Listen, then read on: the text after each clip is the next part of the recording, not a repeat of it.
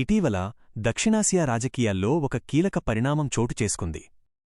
పాకిస్తాన్ నుంచి వేల సంఖ్యలో ఖైదీల విడుదల అనే వార్త ఒక్కసారిగా అంతర్జాతీయ దృష్టిని ఆకర్షించింది.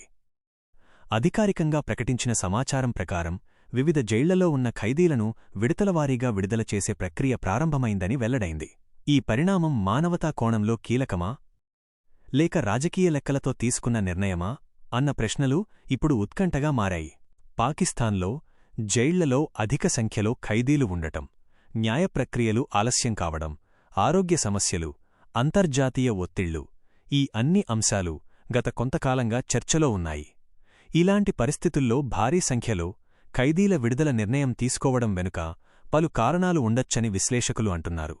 ముఖ్యంగా మానవ హక్కుల సంస్థలు, అంతర్జాతీయ వేదికల నుంచి వచ్చిన సూచనలు ఈ నిర్ణయాన్ని వేగవంతం చేశాయనే అభిప్రాయం ఉంది.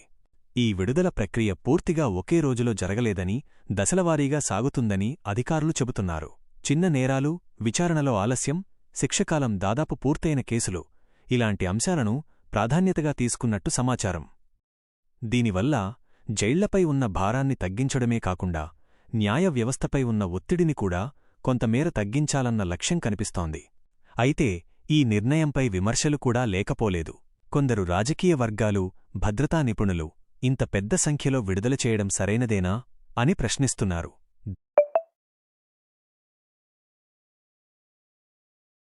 దేశ భద్రతకు ముప్పు కలిగించే అంశాలు పరిగణనలోకి తీసుకున్నారా అన్న సందేహాలు వ్యక్తమవుతున్నాయి. ప్రతి ఖైదీ కేసును సమగ్రంగా పరిశీలించకుండా విడుదల చేస్తే సమాజంపై ప్రభావం పడే అవకాశముందని వారు హెచ్చరిస్తున్నారు. ఇదే సమయంలో మానవతా వాదనలు కూడా బలంగా వినిపిస్తున్నాయి. న్యాయం ఆలస్యమైతే అది అన్యాయమే అనే సిద్ధాంతం ప్రకారం సంవత్సరాల తరబడి విచారణలు సాగకుండా జైళ్లలో ఉండిపోయిన ఖైదీలకు ఇది ఉపశమనం కలిగించే నిర్ణయమని కొందరు అంటున్నారు. కుటుంబాల నుంచి దూరమై జీవనోపాధి కోల్పోయిన వారిని తిరిగి సమాజంలోకి తీసుకురావడం ఒక సామాజిక బాధ్యతగా కూడా చూస్తున్నారు. ఈ విడుదల ప్రభావం కేవలం పాకిస్తాన్కే పరిమితం కాదు. దక్షిణాసియా మొత్తంమీద దీని ప్రతిఫలాలు కనిపించవచ్చు. పొరుగు దేశాలతో సంబంధాలపై, అంతర్జాతీయ ఇమేజ్పై, మానవ హక్కుల ర్యాంకింగ్స్పై ఈ నిర్ణయం ప్రభావం చూపే అవకాశముంది.